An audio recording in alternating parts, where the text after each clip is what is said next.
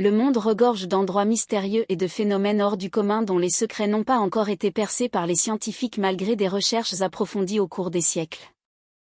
Des chutes de la flamme éternelle aux énigmatiques alignements de Karnak en passant par la légendaire cité engloutie de l'Atlantide, cette vidéo vous emmènera dans un voyage captivant à travers des lieux imprégnés de mystères, de secrets millénaires et de phénomènes inexpliqués.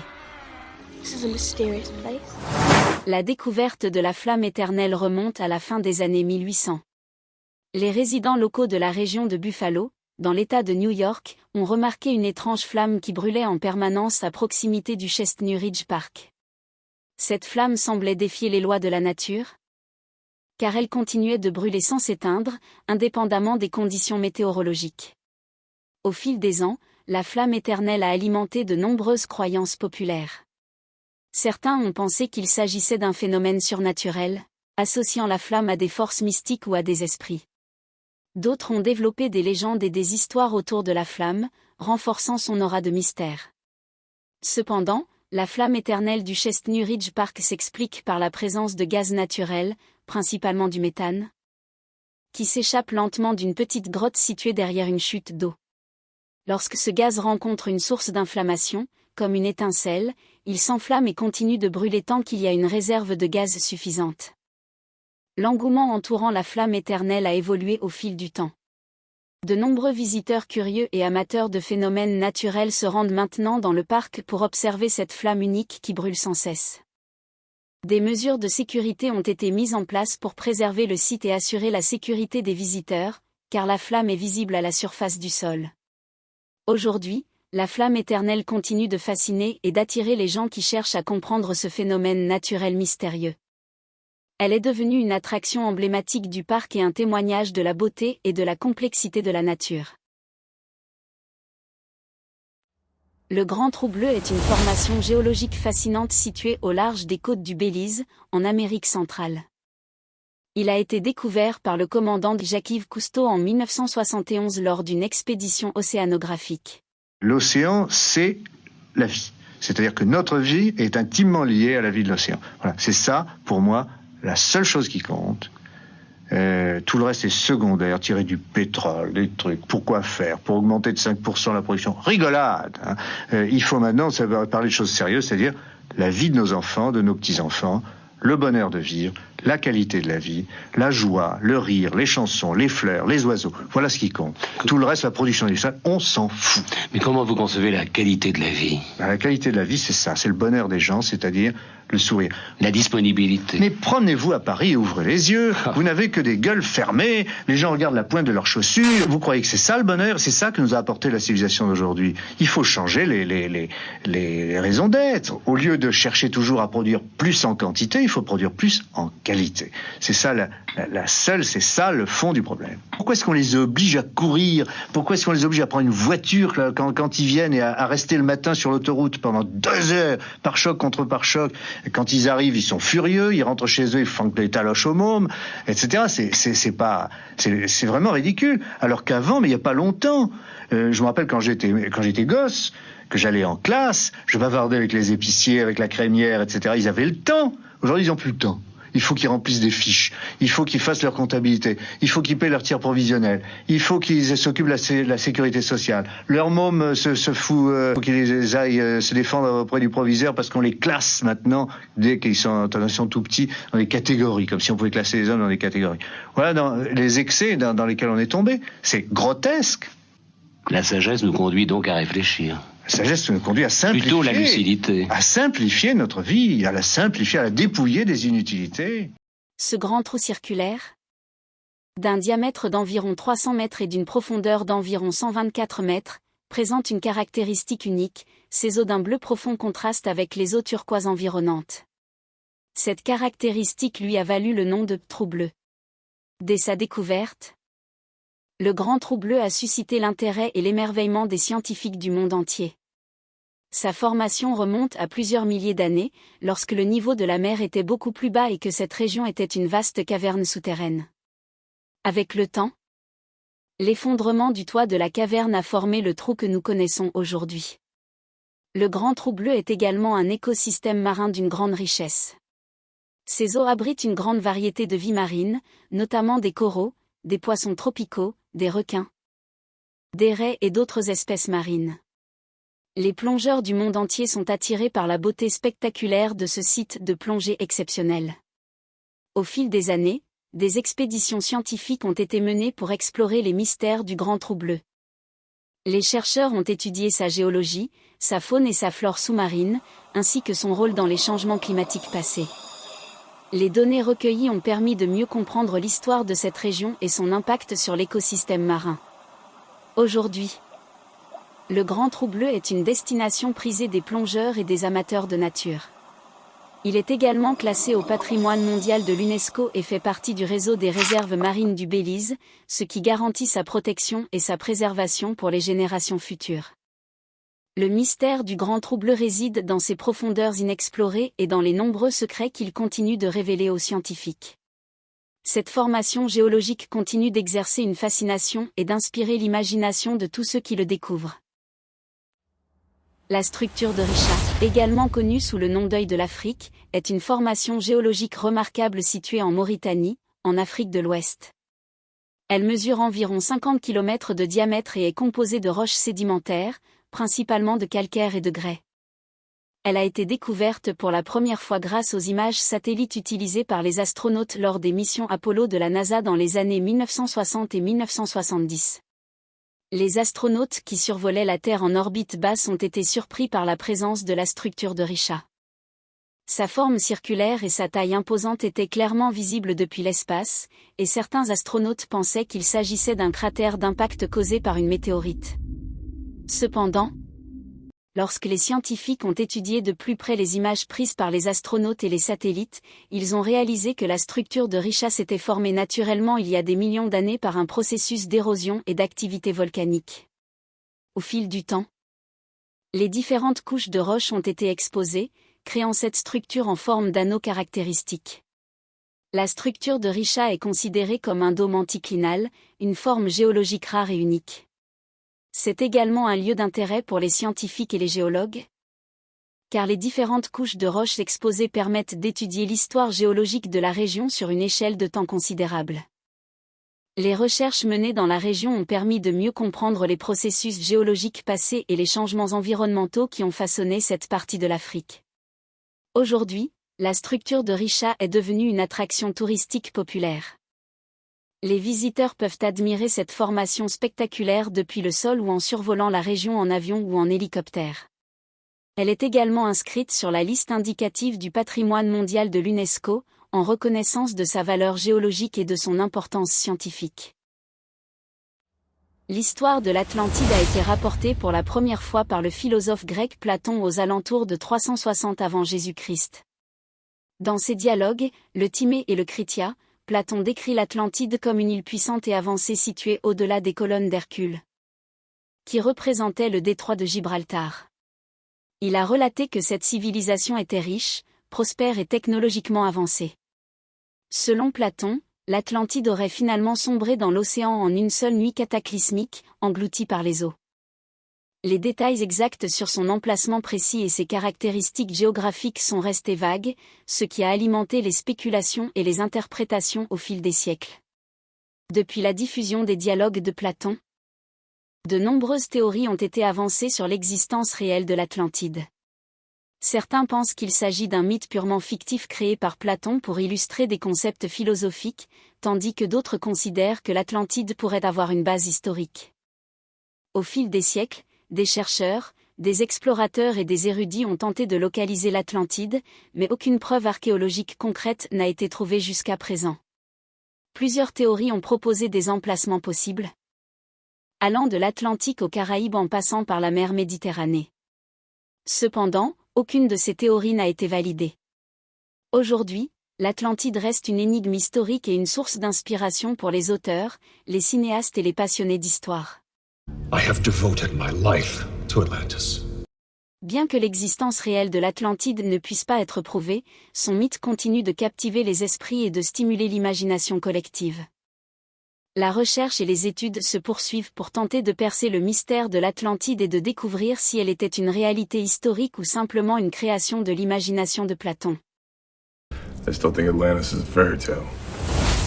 L'histoire de la rivière Chanet-Impishka, également connue sous le nom de rivière bouillante de l'Amazonie, commence par un mythe. Depuis des générations, une légende circule parmi les habitants locaux, sur l'existence d'une mystérieuse rivière à l'eau bouillonnante. Ce récit captivant a été transmis à Andrés Russo, par son grand-père lorsqu'il était enfant. Celui-ci a toujours rêvé de trouver cette rivière mystérieuse dont sa famille parlait avec tant d'intérêt. 12 ans plus tard, alors qu'il est géophysicien, Andrés Russo cartographie les sources d'énergie géothermique du Pérou, dans l'espoir de retrouver cette rivière. Il parle de son projet à de nombreux experts, mais ces derniers lui disent qu'une telle rivière ne peut pas exister étant donné qu'il n'y a pas de volcan dans cette zone du pays. Pourtant, sa tante lui affirmait s'y être baignée après de fortes pluies. En 2011, après des recherches approfondies et l'aide de cette dernière, Andrés trouve enfin la rivière tant recherchée. La rivière Chanet-Impishka, située dans la région de Mayantuyacu, est unique en son genre. Sa température moyenne atteint plus de 80 degrés Celsius, ce qui la rend presque bouillante. Ce qui est encore plus étonnant, c'est que la rivière commence par un courant froid avant de se réchauffer et de refroidir à plusieurs reprises, créant ainsi un cycle thermique complexe. La taille de la rivière est également impressionnante. Elle s'étend sur environ 9 km, dont 6,24 km où elle est en quasi-ébullition. À certains endroits, elle est plus large qu'une route à 2 voies et peut atteindre une profondeur de 5 mètres. Une chute d'eau chaude de 6 mètres de haut ajoute à son caractère majestueux. Malgré les recherches menées par Andrés Russo et d'autres scientifiques, l'origine exacte de la chaleur de la rivière Chanet-Impishka reste un mystère. Son existence sans proximité volcanique remet en question les connaissances actuelles sur les rivières bouillantes et soulève des interrogations sur les processus géologiques en jeu. Les locaux pensent que la rivière est chaude parce que le Yakumama, un esprit en forme de serpent géant, mère des eaux, occupe les lieux. Les scientifiques, eux, pensent que la source de chaleur provient d'un vaste système hydrothermal souterrain, mais les détails précis restent encore inconnus. Selon Andrés Russo, l'eau provient probablement des glaciers des montagnes des Andes.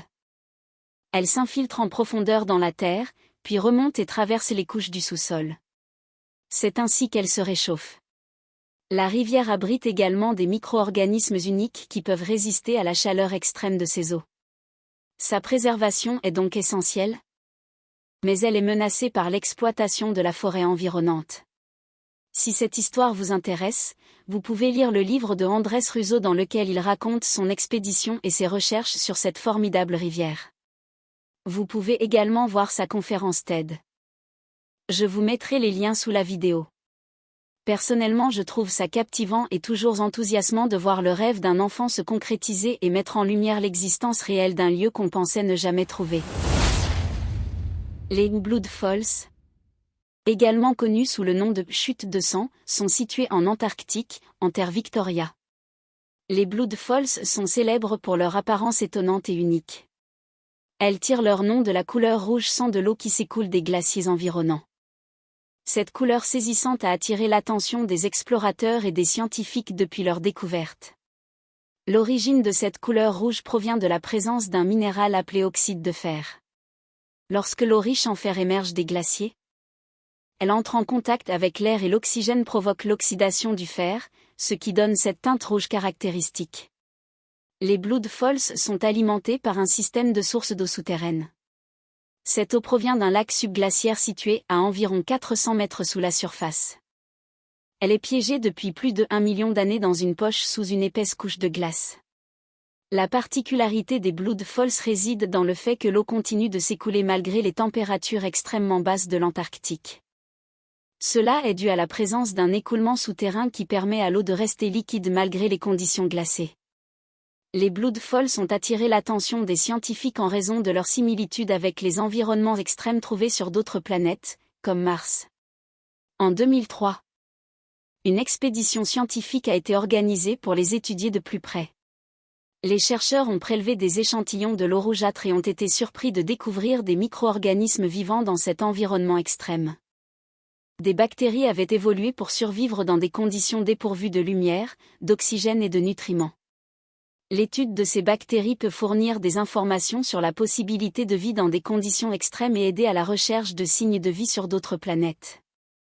L'accès à cette zone est donc limité pour préserver l'intégrité de l'écosystème et permettre aux scientifiques de poursuivre leurs recherches. La région des Blood Falls est protégée et fait partie de la réserve spéciale de l'Antarctique. Le Spotted Lake, également connu sous le nom de lac Big Bear, est un lac unique situé au Canada, dans la vallée de l'Okanagan. Il est célèbre pour sa surface qui présente une multitude de taches de différentes couleurs, créant ainsi un spectacle visuel étonnant.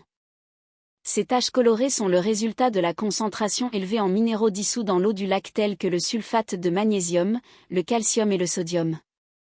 Au fur et à mesure que l'eau s'évapore pendant les mois d'été, ces sels minéraux se cristallisent et forment les taches colorées qui varient du blanc au vert, en passant par le jaune et le bleu.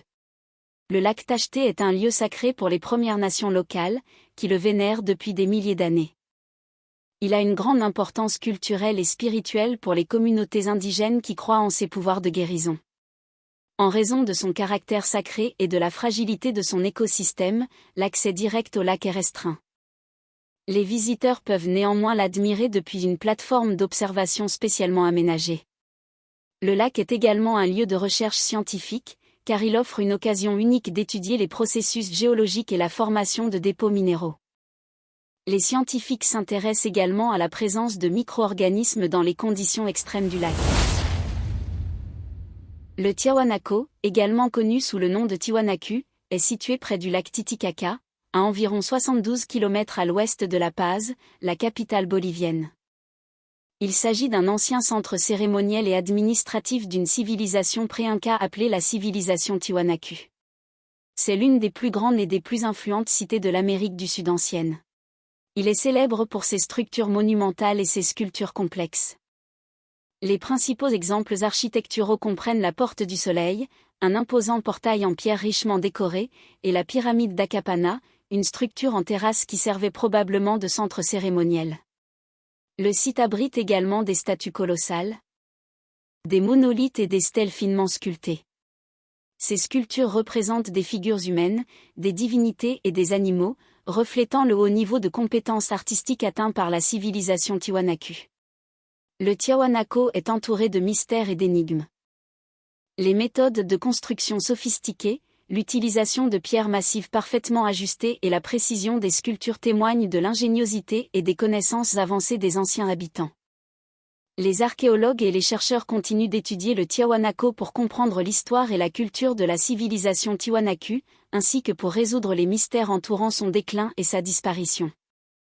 Le Tiahuanaco est inscrit sur la liste du patrimoine mondial de l'UNESCO depuis 2000, reconnaissant ainsi son importance historique et culturelle. Il attire des visiteurs du monde entier, offrant un aperçu fascinant de l'ancienne civilisation andine et de son héritage architectural et artistique remarquable. Les Moraki Boulders sont une formation géologique unique située sur la plage de Koko, près de Moraki, en Nouvelle-Zélande. Les boulders de Moraki sont de grosses roches sphériques qui se trouvent dispersées sur la plage. Elles ont une apparence étonnante et intrigante, ressemblant à d'énormes boules parfaitement lisses. Certaines de ces roches pèsent plusieurs tonnes et atteignent jusqu'à 2 mètres de diamètre. Les légendes maoris entourent les boulders de Moraki, ajoutant un aspect mystique à leur présence. Selon certaines croyances, les boulders sont les restes de paniers de vivres, de gourdes et de canoës échoués provenant du navire légendaire Areteru qui se serait transformé en pierre lorsqu'il a échoué sur la côte. En réalité, ces boulders sont formés à partir de concrétions de sédiments accumulés pendant des millions d'années. Ils se sont progressivement formés dans les couches de boue sous-marine, où le processus de cimentation des sédiments a créé des sphères solides. Au fil du temps, l'érosion a exposé ces roches fossiles et les a déposées sur la plage. Ces formations géologiques sont souvent considérées comme des curiosités naturelles et attirent l'attention des visiteurs du monde entier. La plage de Koko est un lieu populaire pour admirer les boulders de Moraki, en particulier pendant les marées basses lorsque les roches sont plus accessibles. Leur présence rappelle la richesse et la diversité de notre planète et de ses merveilles naturelles. Les alignements de Carnac se trouvent en Bretagne, dans le département du Morbihan, en France. Ils se composent de milliers de menhirs, qui sont de grandes pierres dressées verticalement dans le sol. Ces alignements sont répartis sur plusieurs kilomètres et se divisent en plusieurs ensembles distincts, tels que les alignements de Kermario, de Kerlescan, de Menec et du Petit Menec. Chaque ensemble présente des alignements de menhirs de différentes tailles et formes. Selon une légende locale, les menhirs des alignements de Carnac étaient autrefois des soldats pétrifiés par le roi Arthur. Selon cette histoire, les soldats bretons étaient en conflit avec l'armée de l'empereur romain Jules César. Lors d'une bataille, le roi Arthur aurait invoqué une puissante magie qui a transformé les soldats en pierre, créant ainsi les rangées de menhirs que nous voyons aujourd'hui. Cette légende souligne le lien étroit entre la Bretagne et les récits légendaires du roi Arthur. Dans les faits, les menhirs des alignements de Carnac remontent à la période du Néolithique, entre 4500 et 2000 avant notre ère. On estime qu'il y a environ 3000 menhirs sur le site, bien que certaines estimations suggèrent un nombre encore plus élevé. La signification exacte des alignements de Carnac reste un mystère. Plusieurs théories ont été avancées, allant des fins religieuses et cérémonielles à des fonctions astronomiques ou symboliques liées à l'organisation sociale et spirituelle des communautés préhistoriques. Le site est ouvert au public et offre aux visiteurs la possibilité de se promener le long des alignements, d'admirer ces impressionnantes structures en pierre et d'en apprendre davantage sur leur histoire et leur signification. Ces alignements hors du commun continuent d'inspirer des histoires et des légendes, ajoutant une dimension supplémentaire à leur fascination et à leur attrait pour les visiteurs du monde entier. L'écriture et les recherches réalisées pour effectuer cette vidéo m'ont permis de découvrir plein d'autres lieux extraordinaires, tels que des cascades de feu, ou des grottes présentes à des endroits inattendus. Dites-moi dans les commentaires si vous aimeriez que je vous en parle dans la prochaine vidéo, et cliquez sur j'aime pour me faire savoir si ce genre de vidéo vous plaît. En attendant, la vidéo qui apparaît à l'écran devrait satisfaire votre curiosité et votre envie d'apprendre. À bientôt!